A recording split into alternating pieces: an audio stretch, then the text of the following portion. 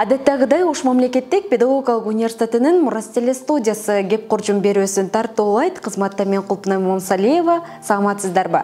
Биз бүгүнкү чыгарылышта белгилүү академик, коомдук жана саясий ишмер Илимпоз Бектемир Мурзаибраимов менен маек курмакчыбыз. Саламатсызбы агай? Кош келипсиз. Алгачкы суроо өзүңүз жөнүндө болсун. Акыркы күндөрү эмне жумуштар менен алектенип жатасыз? Сизден илим жаатында жаңы эмгектерди күтсөк болобу жакында? Азыркы мезгилде Кыргыз улуттук университетинде химия жана фитотехнология деген институтта лаборатория башчысымын. Лабораториябызда бир 20 жакын кызматчы бар. Негизги ишибиз Кыргызстандагы кен байлыктарга байланыштуу жана местный кен байлыктар ар кандай учураган жаратылыш байлыктарын кайра иштетүү жана ошонун технологиясы боюнча белгилүү деңгээлде Кыргызстанда мамлекет чакан болгон менен өзүнө жараша кен байлыктары бар, жаратылыш байлыктары бар. Байлык деселе биз көбүнчө алтын, күмүш, жез, темир жана башкалар түшүнөбүз. Чындыгында байлыктарыбыз мисалы сайлардын боюндагы таштар, ар кандай кумдар, шулардагы эч бир түгөнбүз кен байлыктар да. Ошол байлыктарды кайра иштетүүгө далалат кылып жаткан мезгил азыр.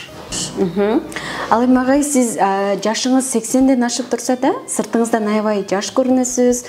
Дагы да болсо жаштарга кеп кеңешиңизди айтып, бир үлгүлүү инсан болуп жүрөсүз. Алдуу күчтүү бойдонсуз. Бул жашта ден соолугуңузга кандай кам көрөсүз? Өзүңөр айткандай, ден соолукка мүмкүн болсо да эң жаш кезден баштап аракет кылыш керек. Мектепте окуган мезгилде студенттик кезде, андан кийин аспирантура болду, андан кийин докторантура болду. Ошол жашымдын көп болгонуна, улуу болгонуна карабастан спорт менен мүмкүн болсо мындай заниматься этем десем болот. Эртең менен басам, мүмкүн болсо 1 сааттан кем эмес. Кечкурун-дагы ошондой 1 сааттын айланасында айрым бир жеңил өзүмдүн жашыма жараша көнүгүүлөрдү аткарам.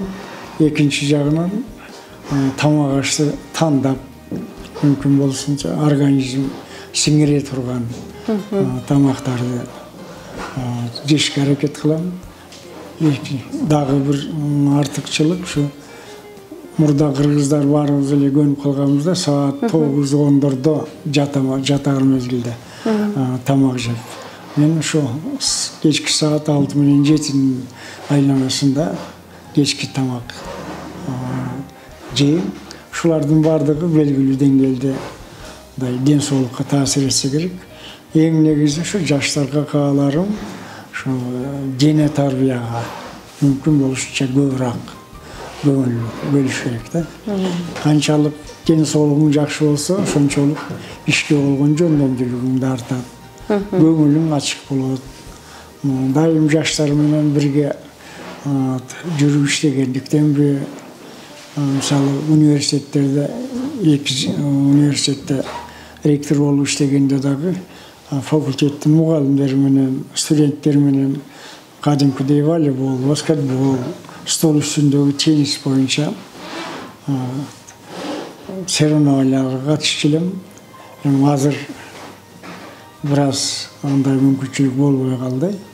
Ошондой болсо дагы убага келгенде бир жумада 1-2 жолу бильярд менен шүгүрдөнөм. Кыскасы өзүң аракет кылбасаң, ден соолугуңду сакташ кыйын. Өзүңө өзүң врачсың, өзүңө өзүң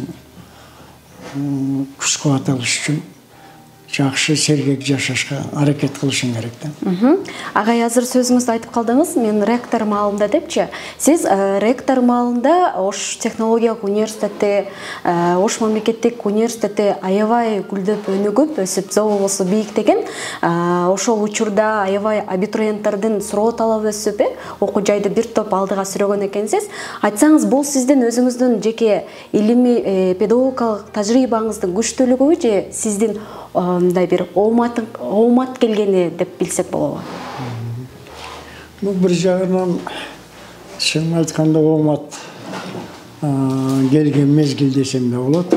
Бирок оомат келет качан аракет кылсаң, эмгек кылсаң, ошо коллективдин жалпы тил тапсаң, колдоо тапсаң, ошондо оомат келет да.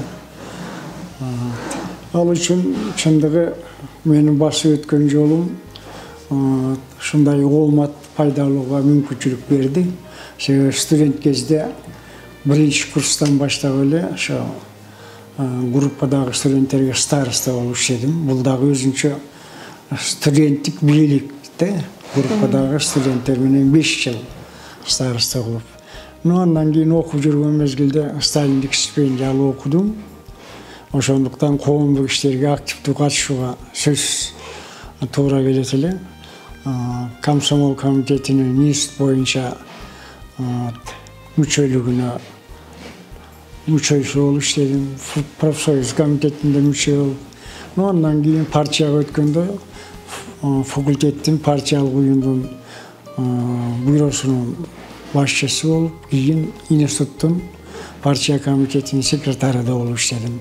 Ушулардын баары жаңы өзүңөр айткандай Ош технологиялык университетинде дагы, Ош мамлекеттик университетинде дагы ишти жолго салууга, жаңа айтылгандай оомат пайда алууга түрткү болду да. Себеби студенттик кездеги староста, андан кийинки жана коомдук иштер, андан кийин кафедранын башчысы, факультеттин деканы, андан кийин институттун проректору, партиялык уюмдун секретары, ушулардын баардыгы тигил же бул окуу жайда кандай проблемалардын бар экендигин мага билгизди да, себеби өз башыман өткөрдүм. Ошондуктан ректор болуу мен үчүн анчалык деле кыйын болгон жок. Себеби баардыгын баскычтарды өз көзүм менен көрүп өткөрдүм да. Ошондуктан иштерим алдыга жылды окшойт. Эң негизги ооматтын келгени, иштердин алдыга жылганы коллективдин ынтымактуулугунда. Коллектив ынтымактуу болсо, бирин-бири колдосо, бирин-бири жөлөп таяса, кемчиликтерди туура кабыл алса, анча-мынча бир капа болгон учурлар болот, пикир келишпеген учурлар болот. Ошондо кечиримдүү болсоң, бул мындай деп койду эле, бул андай деп койду эле деп анын артынан кууп түшүп албай, тескерисинче кечиримдүү болуп, керек болгон учурда иштин көзүнө жараша аларды колдоп турсаң, ошондо ишиң алдыга жылат да. Бири-бириңерди урматтап, сыйлап, мүмкүн болушунча өлөк-жөлөк болуп, чогуу иштешке аракет кылгыла деген ойду, пикирди айтып келем. Жакшы. Ал эми агай, учурда сиз эми илим дүйнөсүндө дагы ишмересиз да. Кыргызстандын жалпы илим дүйнөсү кеңейүүдөбү?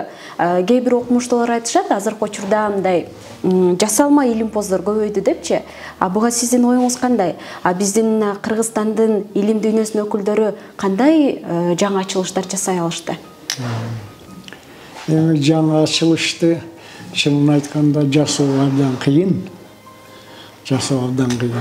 Илим чөйрөсүндө кээ бирлер ойлойт, илимпоздор болгондон кийин сөзсүз бир жаңылык ачыш керек. Ал мүмкүн болсо практикада тез эле жыйынтыгын бериш керек деп. Мындай эмес. Илимдин жыйынтыгы көптөгөн узак жылдарды, мөөнөттөрдү талап кылат да. Айтылган, айрым жасаган иштериң, лабораториядагы кабыл алган же ишке ашырган жыйынтыктарын практика жүзүнө ашыш үчүн аны сыноо жүргүзүш керек да. Мисалы бир биологиялық активті бір заттарды алған болсам, химиялық. Ал жануарлардың же өсімдіктердің өсішіне, түсінділігі, салмағына, егер мал сал қой болса, оның жүнінің сапатына тасырын тигіз керек те. Демек, ал жануарларға белгілі деңгейде сынау жүргізіш керек. Азыркы жерде шундай сөздөр уруп алабыз. Илимпоз болгондон кийин жасаган ишиңерди көрсөткүлөчү. Каерде колдонулат? Кандай эффект берди? Эмне жыйынтык берди деп. Сразу эле андай жыйынтыктарды чыгарыш өтө кыйын. Анын үстүнө Кыргызстандын экономикасы акыркы жылдары бир кыйла начарлап төмөндөп кетти.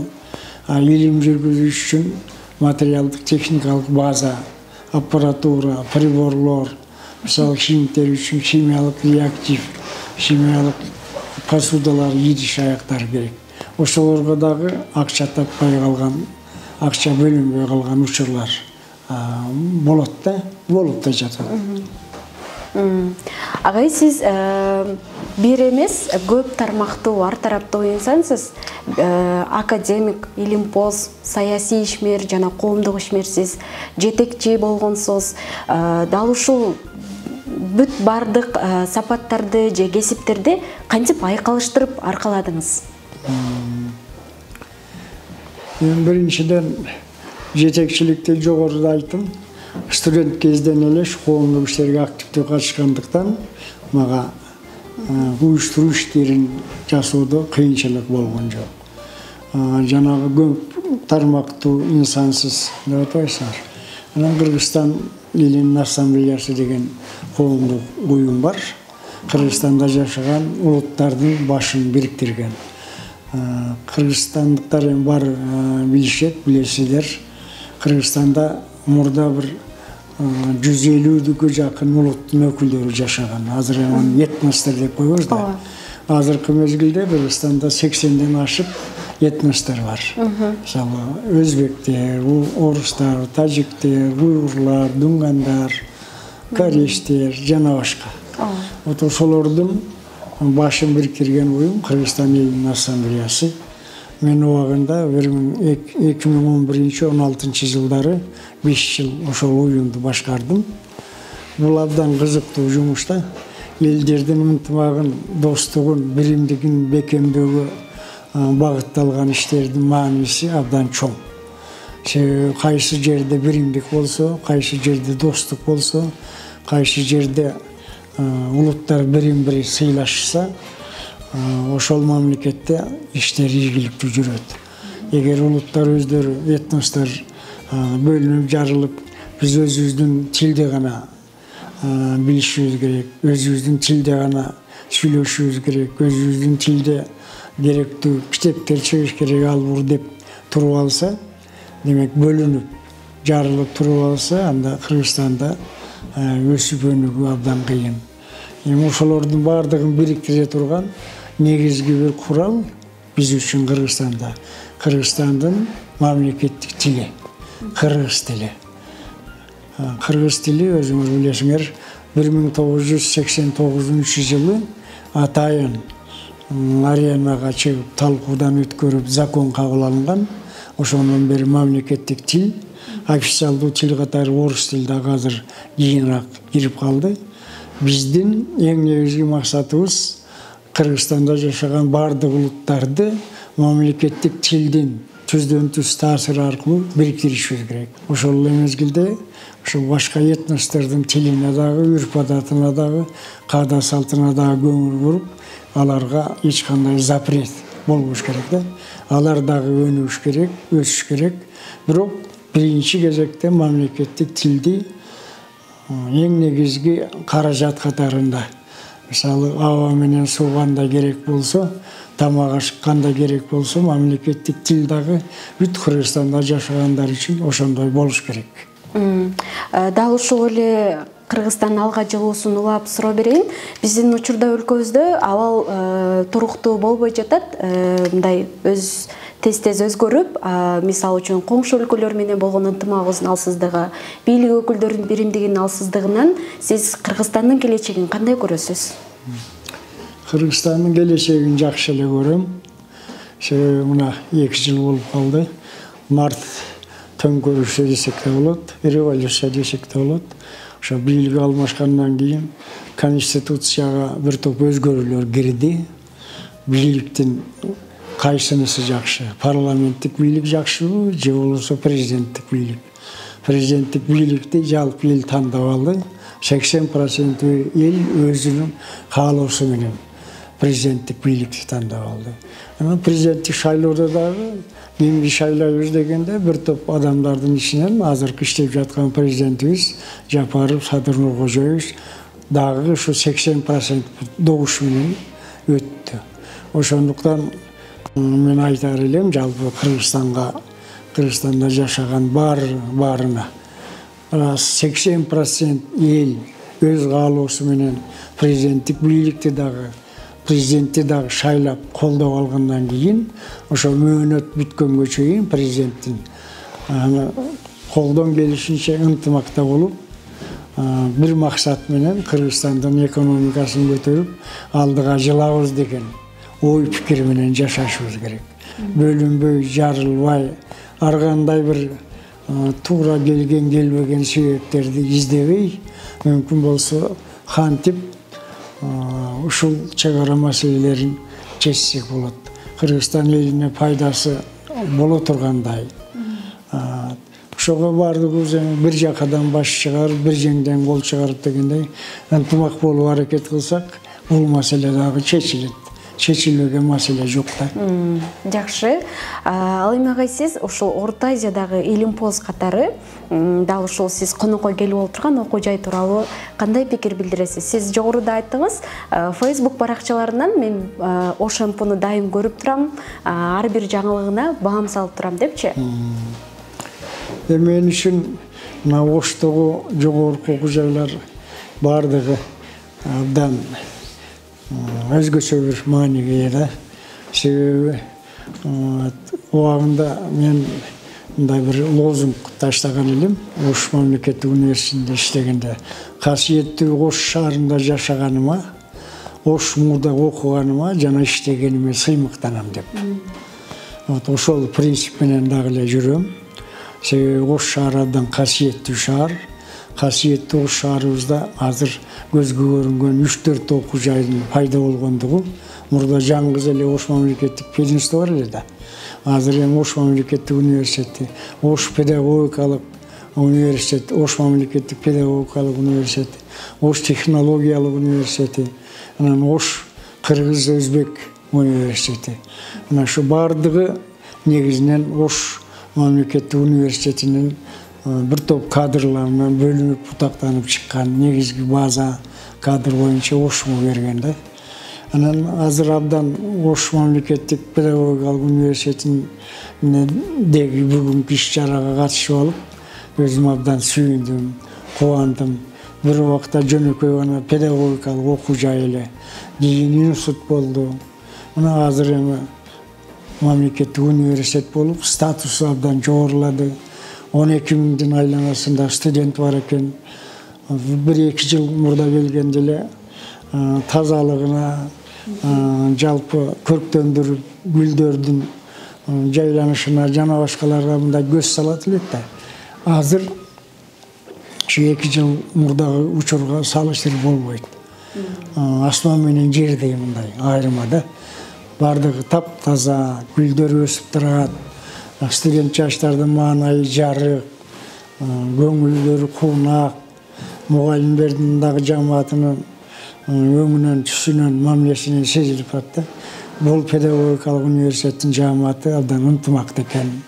Бирин-бири колдошуп, бирин-бири жөлөп таянып, бири-бирине жөнөп таянып алдыга жылып жаткан мезгил экен. Мына жаңы 5 этаждуу корпустун бүтүшү дагы жакын калыптыр. Ушулардын баардыгы мени абдан кубандырды. Мен убагында бир куратор болуп 5 жыл иштеген группанын студенти Өмүралиева дегендин 75 жылдык юбилейи. Мен ошол курска куратор болуп 5 жыл иштегем да. Азыр ошол иш-чарага катышкандарды көрүп, видео тасмасы чыгарылган экен. Аны көрүп отуруп, Ош мамлекеттик педагогикалык институт Кыргызстандагы эң алдыңкы жогорку окуучулардын бирине кошулат деген тилегим бар.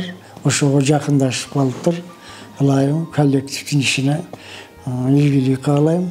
Ошо менен бирге мына силердин телестудияңар чакан болсо дагы бир сонун аппаратуралар менен камсыз болгон экен. Мына өзүм күбө болуп атам. Бир убакта биз өтө кыйналып баштадык эле Ошто. Ош технологиялык университетинде, Ош мамлекеттик университетинде Үмүт жана Жаштык деген телестудияны. Силердин студияңардагы ошол олордун жолун жолдоп азыр кадимкидей путтуңарга туруп калыпсыңар. Жалпы ошо студиянын кызматкерлерине, жамаатына ийгилик каалайм. Себеби бул Ош мамлекеттик педагогикалык институтун алга жылдырууда, аны рекламалоодо абдан чоң мааниси бар. Себеби силердин берген берүүңөрдү бир эле Ош облусу, Жалал Абад, Баткен көрбөй, кыргызстандыктар дагы мүмкүнчүлүгү бар экен. Демек, профориентация деп койчу эле илгери. Ошо профориентациянын эң негизги формаларынын бири да ошо телестудияңар аркылуу университет тууралуу болгон иштерди айтып, жарыя кылып берип турганыңар. Мына абдан бул коллективге ыраазылыгымды билдирем. Рахмат агай. Биз ар дайым сиз сыяктуу кадырлуу карылардын жана таасирдүү инсандардын сөзүнө, сунушуна ар дайым акыл кеңешине муктажбыз. Азыр сизге сиз жалпы жумурай журтка, кыргыз элине өзүңүздүн жакшы сөзүңүздү айтсаңыз болот. Жыйынтыктоочу. Жалпы элге, журтка, айрыкча жаштарга кайрыларым. Кыргызстан алдыга жылса экен, эң бир өнүккөн өлкөлөрдүн катарына кошулса экен деген тилекти айтам. Ал үчүн биринчиден ден соолук болсун элге, журтка, студент жаштарга. Экинчиден талыкпаган эмгек гана максатка жеткирет. Эмгек кылсак, силердин эң негизги максатыңар окуу. Жалпы элге, журтка ар кандай иш болсо дагы эмгек кылып, өзүбүз аракет кылсак, заман оңолуп кетет деген ойдомун. Ушу асманыбыз ачык болуп, бөөдө кырсыктардан, курулай бир дооматтардан, ар кандай жаратылыштын кырсыктарынан сырткары болуп, алдыга жыла берели. Ал үчүн баарыбызга бирдиктүү, ынтымактуу аракет гана керек. Бар болуңуздар. Рахмат агай, сиз дагы бар болуңуз, сизге дагы бекем ден соолук каалайбыз. Ишиңизде арыштатып, дагы да көп эмгектерди жасай бериңиз. Илим жолундагы жалпы эмгек жолуңуз байсалдуу, арыштуу болсун. Биздин студияга келип бергениңизге рахмат. Рахмат. Биздин бүгүнкү маегибиз ушуну менен соңуна чыкты. Кезектеги чыгарылыштардан кезиккенге чейин саламатта калыңыздар.